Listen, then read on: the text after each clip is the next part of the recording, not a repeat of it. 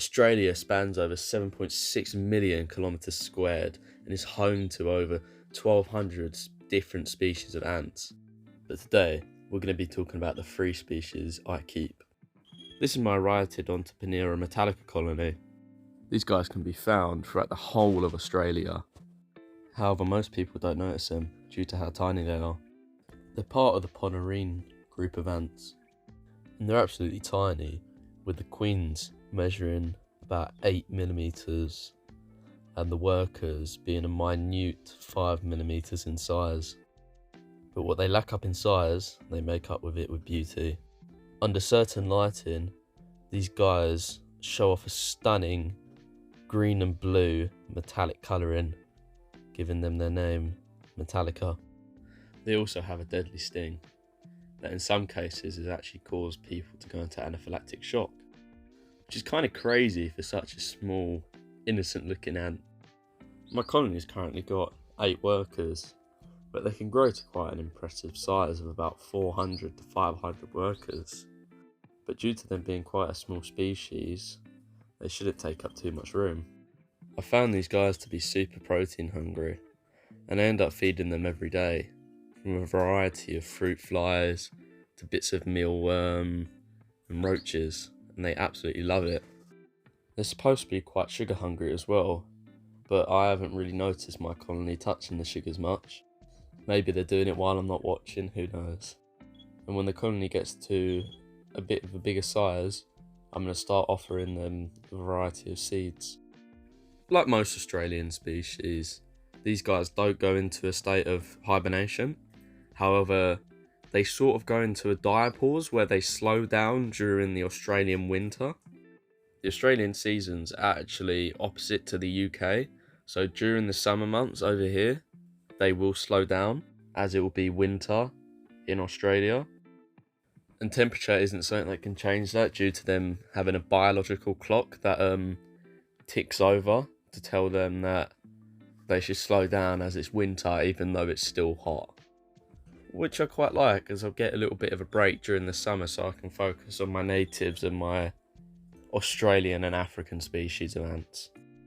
They can actually be mono and polygene, allowing for either one queen or multiple queens throughout the colony. I've currently got one queen, but it'd be interesting to see if you could introduce more queens to the colony at a later date, kind of how Manica rubida accept queens once they get to bigger sizes. The queen is actually quite an egg laying machine, and I see her lay about 3 to 4 eggs a day currently. I'm not sure how long it takes from egg to worker, but it's probably quite a while before I get a bit of a population boom. I'm keeping these guys about 26 degrees currently, and they seem to be happy and thriving with that, with their larvae being very active, wriggling around waiting for food. It's quite funny to watch. I haven't actually had this colony for that long, only about a month now, and I got quite lucky being able to do a trade with a friend of mine for my Rhytid metallica queen and 2 Fidole sulcathicep queens. As far as my personal experience with keeping these guys so far, they're super easy.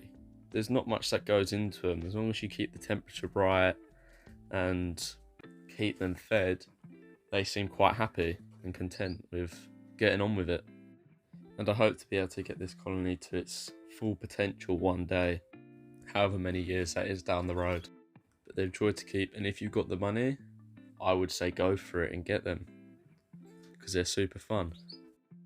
I haven't done an update on my meat ants yet, so this is kind of a look at how they've kind of progressed throughout the nearly 3 months I've had them for now. When I got them, they started off with 4 workers, they did, and from there they've kind of grown quite fast, skyrocketed really. However, that's meat ants for you. They do grow very fast. The egg to worker is about 30 to 35 days. I've estimated these guys to have grown about 10 times in size since I first got them, sitting about 40 workers currently. and the queen is an absolute beast when it comes to laying eggs. There's always a massive piles of eggs just sitting around where she's just been shooting them out. I think it's due to how much protein I'm feeding them. They're getting protein every single day, sometimes even twice a day. I'll feed them. I'm trying to get them up to a nice size, and then I plan to protein control them just to keep them at somewhat of a manageable size, probably about 5 to 10,000 eventually, I'm hoping for, which is still quite a big ant colony, and they're obviously going to eat a lot. But compared to the 100,000 workers they can get up to, it's quite a minimal size I've chosen that I want to keep them at. At the minute, they're absolutely smashing the sugars, but their larvae have actually turned blue from the amount of blue lush sugar snaps I've been feeding them. And it makes them look rather cool, to be honest. I quite like the look of it. They've kind of got two sizes of workers now as well. They've got these quite large, I wouldn't say majors because they don't have majors and all that sort of stuff, but they've got quite large workers throughout the nest now, as well as smaller workers. You can kind of tell the difference quite easily.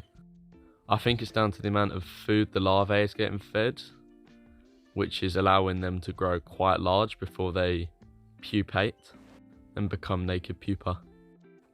I did actually move them out of the Saturn, as I found the queen didn't really like the test tubes. She kept slipping over and falling on her back, and she is quite a large queen. She looked quite cramped in there, standing on top of all the brood. She nearly was touching the top of the tube. So I thought I'd move them into a Aesthetic Ants small nest, and then a month and a half later they outgrew that and they needed an upgrade. It's currently a little bit too big for them, the medium, but they should grow into it very shortly. They've got a lot of brood sitting there ready to pupate and then turn into workers. I think my long-term plan for these guys is to house them in a couple of the Wakushi laptop nests, as well as wall mount some of the vertical nests, which are the top part of the laptop nests, onto the wall, and then just have a really big outworld for them to forage and do everything they need to do in. But they are a super cool species of ant, and this is going to be quite a reoccurring theme, but I think everybody should keep meat ants if you've got the space. They're just absolutely amazing, and they're just super cool, and the way they grow, it's mental. But I think it's about time I move on to the last Australian species I currently keep. However, I will be getting a Camponotus concybrinus queen in the next couple of days, which I hope to do really well and grow and make her rather large in colony size. This is a pretty cool one. This is my Myrmecia nigrocincta queen. I got her a couple weeks back now from Ants & Co in France, but unfortunately during shipping she actually ate her eggs, but I'm not super surprised about it, as she was in shipping for 6 days, so she obviously needed something to have a little munch on to keep her strengths up, especially while the weather was a bit cold. We did have snow for the first 3 days of her being shipped. She did arrive safe and healthy, and she did make sure to get straight on the sugars and the proteins when she arrived. And she is absolutely stunning to look at.